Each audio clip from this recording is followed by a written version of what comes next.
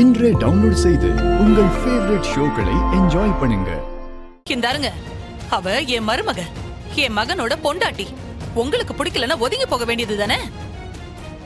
யார கேட்டு நீங்க பஞ்சாயத்தை கூட்டினீங்க? இது எந்த ஒரு நியாயம்? இது சௌந்தர பாண்டியோட நியாயம்.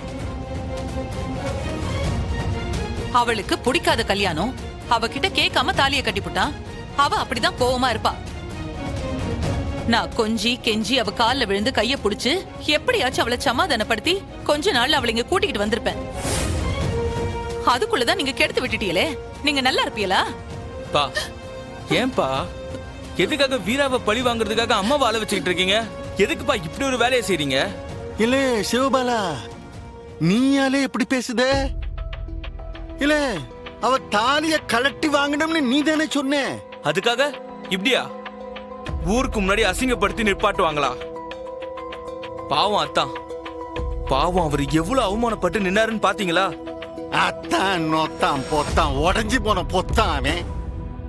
அம்புட்டுக்கு அவன் தானே காரணம். இந்த மாதிரி அடிச்சு உட்கார வச்சாத்த அவங்க எல்லாருக்கும் அறிவே வரும். இவங்க எதுக்கு வர்றாங்க? ஏய் சிவபாலன், நீ தானே? ஆமா, நான் தான். ஆமா, நீங்க எதுக்கு பர்மிஷனே இல்லாம எங்க வீட்டுக்குள்ள வரீங்க? உன் மேல கம்ப்ளைண்ட் வந்திருக்கு. உங்க அப்பா யாரு? இவரா? என்ன மேடம், நீங்க பேசுற தோரணையே சரியில்லையே.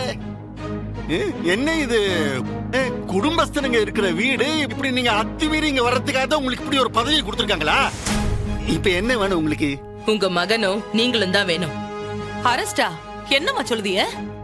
இங்க பாருங்கம்மா, இந்த பையன் மேல கட்டாய தாலி கட்டினதாவும் கட்ட பஞ்சாயத்து வச்சதாவும் கம்ப்ளைண்ட் வந்திருக்கு.